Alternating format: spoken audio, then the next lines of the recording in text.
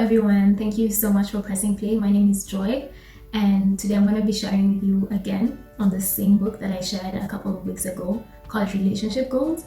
It's by an author called Michael Todd, who is also a pastor of Transformation Church. And so, like I said, the name of the book is called Relationship Goals, and I'll be sharing from the second chapter of the book, which is called Before the Person.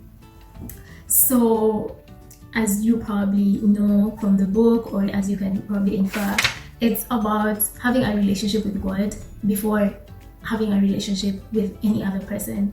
That's maybe your family, your friends, your girlfriend, your husband, your children, whatever it may be. Just emphasizing on how important it is to build on that relationship with God before extending it to other people.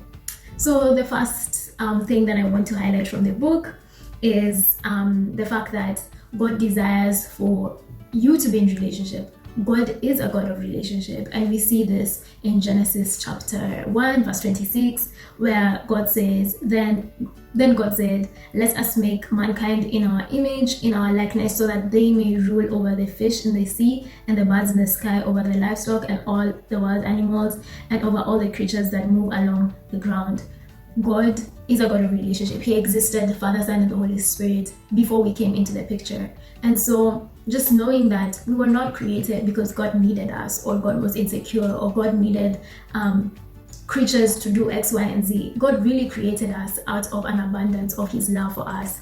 And I quote from the book, the author says, out of the overflow of their love, the Father, Son, and the Holy Spirit, they decided to create human beings, both male and female. And I think it's just so beautiful to know that God wanted you to exist. He didn't need you to exist. God does not need you to do anything, but He just wants you to be here, and He does have a plan and a purpose for you. But it wasn't from a place of insecurity or a need that He brought you into this earth. It was out of the abundance of His love that He created you and He created me. And so therefore, bearing this in mind, we can then extend this to our other relationships. So when we are getting into relationships with other people, we know that we don't get into them because we are needy or insecure or scared that we don't want to be alone and everybody's going to be charging and asking questions. But it's just out of love that we desire to be in relationships. So the second point that I want to share from the second chapter of the book is the fact that our relationship with God should be our priority before other relationships, because it's out of this relationship that we have good relationships with other people. You know, I think I shared last time that once you know how much God has loved you and how much He's cared for you and how much He's poured His grace and favor upon you, you can then extend the same grace and favor to other people. And he says in the book, it is important to see how our relationship with God should come first above all other relationships. It is the relationship, our ultimate relationship, and all blessings flow out of that relationship. Just such a beautiful way to say what I was saying, that our relationship with God is so important. It should be our ultimate relationship. And I was just reflecting on the book of James 1:17, where it says, every good and perfect gift is from above, coming down from the Father of the heavenly lights, who does not change like shifting shadows. And me thinking about this verse just came from the fact that, you know, every good and perfect gift comes from God, and having a relationship with Him, I'm not saying to ensure that you get access to all the good and perfect gifts, but it is a gift in itself when you think about it. And I was also reflecting on the fact that, you know, sometimes we know people who don't have a relationship with God, but they just seem to have such a blessed life. Like, their life is just amazing, you know. And sometimes it can get you asking yourself a few questions, like why, you know, just why do they get so blessed and they seem to be so wicked or wretched, according to us, of course. But, you know, God is a blesser, and we are the ones who get blessed. He is the potter and we are the clay, and who He chooses to bless really is up to Him.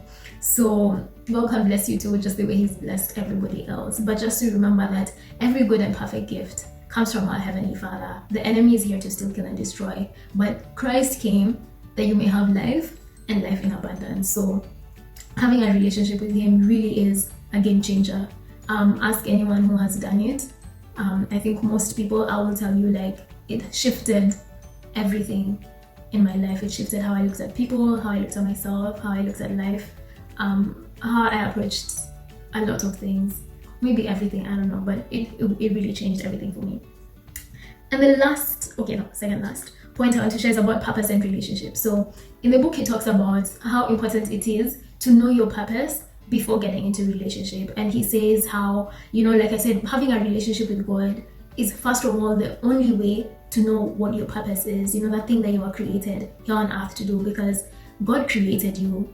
You did not put yourself here on earth, and so therefore he knows why he put you on this earth. He knows exactly what he wanted to accomplish through you. So for you to have access to whatever that thing is, or whatever those things are, or whatever that thing is in this particular season of your life, it's important that you maintain a relationship with God, or you ask God, because nobody else knows. Nobody else created you except your Heavenly Father. So having a relationship with him is just so important.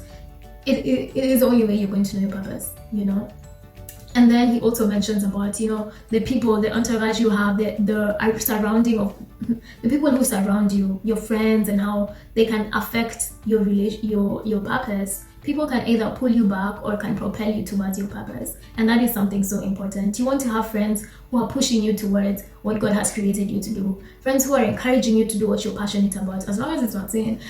Friends who are encouraging you to, you know, to go a little further. Friends who see that you are gifted, that you are really good at singing, dancing, business, speaking. Any friends who see you like this, like I see you, you know, and those kind of things are important because they determine where you're going to go.